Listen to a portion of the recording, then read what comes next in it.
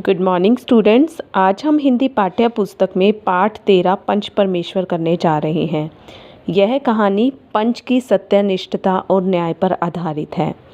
दो दोस्तों की कहानी है जिसे पढ़कर आपको बहुत मज़ा आएगा तथा आप पंच के महत्व को समझेंगे कि पंच जब एक कुर्सी पर बैठता है तो उसका कोई दोस्त या दुश्मन नहीं होता। वह हमेशा सही फैसला करता है, सत्य पर आधारित फैसला करता है। एक बार की बात है कि दो दोस्त होते हैं, जुम्मन शेख और अलगू चौधरी। दोनों में बहुत गाढ़ी यानी बहुत घनिष्ठ मित्र होते हैं। एक को दूसरे पर अटल विश्वास था। जुम्मन जब हज करने गए तो अपना घर अलगू को सौंप गए थे और अलगू जब कहीं बाहर जाते तो जुम्मन के भरोसे अपना घर छोड़ जाते थे। उन दोनों के विचार आपस में मिलते थे। जुम्मन शेख की एक बूढ़ी मौसी थी, उसके पास थोड़ी सी जायदाद थी, परंतु उनके निकट संबंधियों में कोई ना था। जुम्मन ने लंबे चौड़े वायदे करके यह जायदाद अपने नाम लिखवा ली।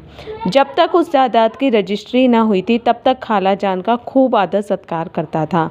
रजिस्ट्री की मुहर लगते ही जुम्मन शेख का स्वभाव बदल गया। जुम्मन की पत्नी का नाम करीमन था। वह रोटियां देने की बजाय मौसी को कड़वी बातें सुनाने लगी।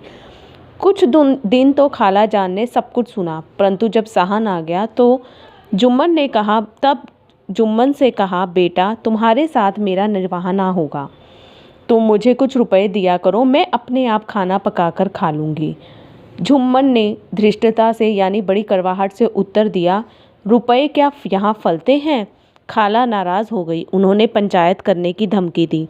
जुम्मन बोला, हाँ ज़रूर पंचायत करो, फैसला हो जाए। पंचायत में जीत किसकी होगी, इस विषय में जुम्मन को कुछ भी संदेह ना था। एक दिन संध्या के समय एक पेड़ के नीचे पंचायत बैठी। खाला ने कहा, पंचों आप लोग जानते हैं कि आज 3 साल हो गए हैं, मैंने अपनी सारी जायदाद अपने भांजे जुम्मन के नाम लिखवा दी थी। जुम्मन ने रोटी कपड़ा देना कबूल किया था। इतने सालों तक तो मैंने इसके साथ रो धोकर समय काटा, परंतु अब दिन रात का रोना सहा नहीं जाता। मुझे ना तो पेट भर रोटी मिलती है और ना ही तन का कपड़ा। बेवस बेवा हूँ यानी विधवा हूँ। आप लोग कुछ राह निकालो तो मैं उसी राह पर चलूँ। मैं पंचों का हुक्म सिर माथे पर रखूँगी। सरपंच किसे बनाया जाए, इस प्रश्न पर जुम्मन शेख और खाला जान में कुछ कहा सुनी हो गई। अंत में खाला ने कहा, बेटा पंच ना तो किसी के दोस्त होते हैं और ना दुश्मन। मैं तुम्हारे मित्र अलगू चौधरी को ही सरपंच मानती हूँ। जुम्मन शेख मन ही मन खुश हो गए। उन्हें लगता था कि उनका मित्र है अलगू तो वह उसी के हक में फैसला करेगा। अलगू चौधरी सरपंच बने। उन्होंने कहा, जुम्मन शेख हम पुराने दोस्त हैं, मगर उस समय तुम और बूढ़ी खाला दोनों ही हमारे लिए समान हो।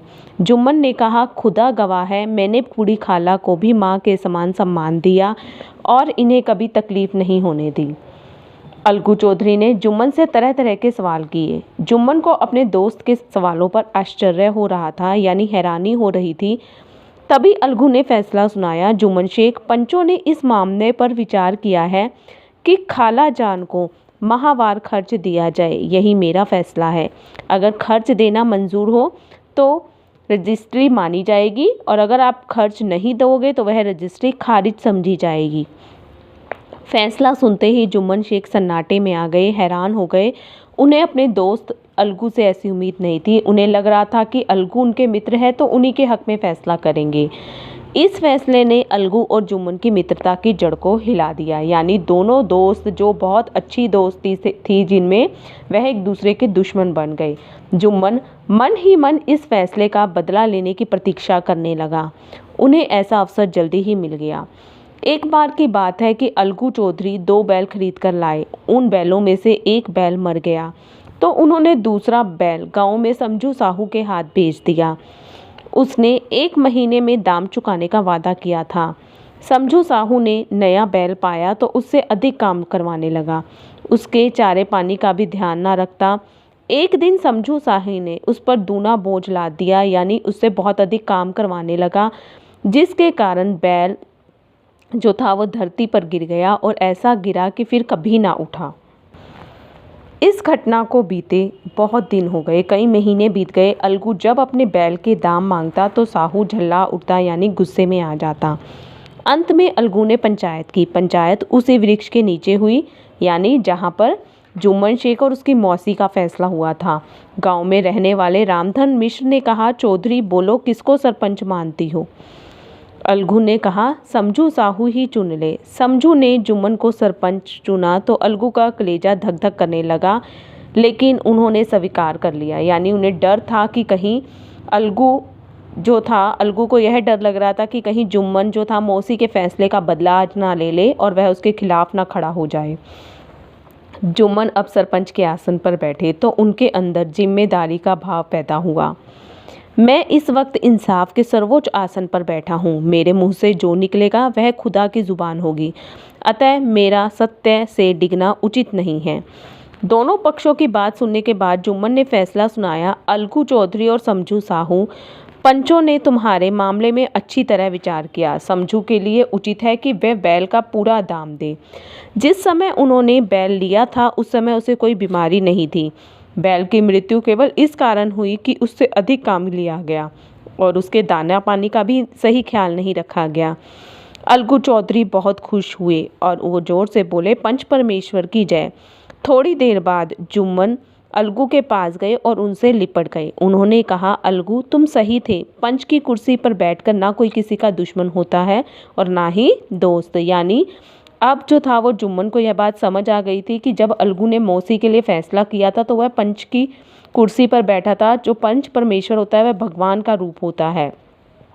तुमने पंच बनकर सही फैसला किया था। अलगू रोने लगा, दोनों के दिलों का मैल धुल गया।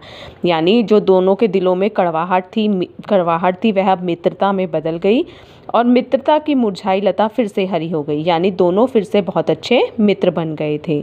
तो प्यारे बच्चों, बहुत ही आसान पाठ था और इस पाठ के द्वारा आपने यह भी समझा कि पंच परमेश्वर की कुर्सी पर बैठकर ना तो कोई किसी का मित्र होता है और ना दुश्मन। उसे हमेशा सही के लिए फैसला करना पड़ता है, तभी वह भगवान का रूप माना जाता है। तो हमें कभी भी अन्याय नहीं करना चाहिए, हमेशा न्याय का साथ देना चाहिए। तो आपने यह पाठ दोबारा से पढ़ना है। इसे पढ़ने की कोशिश करके आपने इसका अभ्यास कार्य भी करना है। Thank you.